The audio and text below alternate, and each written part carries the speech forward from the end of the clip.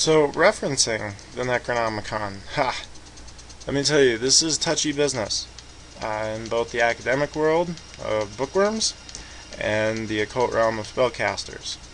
I personally have had no fear in doing so because I was so publicly dragged into this arena from my teenage years by Daniel Harms and John Gonce when I was writing under the name of Merlyn Stone, which was basically my pseudonym as a teenager, just in case people like Harms and Gonce did exactly what they did in work that I was releasing at the time. So the ancient mythos and mysticism that we were intrigued by was very closely resembling the type of work found in the Simon Necronomicon, and hence the connection to the title. These days, for me at least, it's become familiar territory, a place to call home. The legacy that was brought forth by the ancient Mesopotamian world, and Egyptian for that matter, did not die with them, or we would not have anything near to the world that we have today.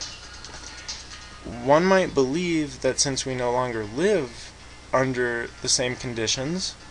and guises of our ancestors, that we've somehow been able to escape their truth, that such does not apply to us, and this is clearly not the case, nor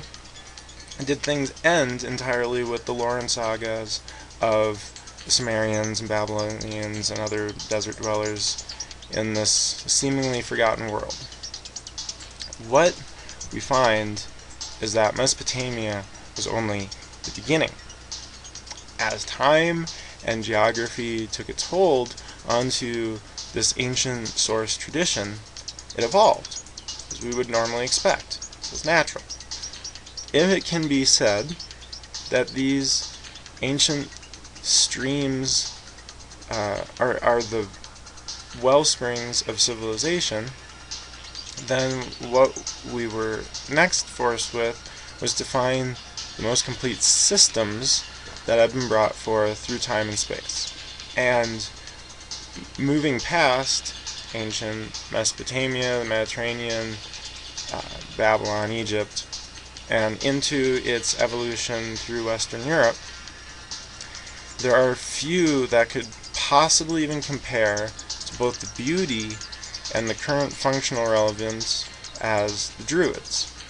an aspect that is undoubtedly as misunderstood and just as often misrepresented as the mythos and magic of ancient Sumeria, Babylon, and Egypt, and as it turns out, is directly related via a dragon lineage that was seeded by a race that we can identify with in certain semantics as they appear in Western Europe, or no longer in ancient Mesopotamia when all this stuff was happening firsthand. Now we're in Western Europe, and we call the descendants of these things elves and fairy.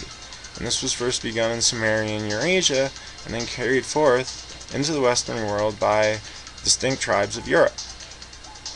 So, basically,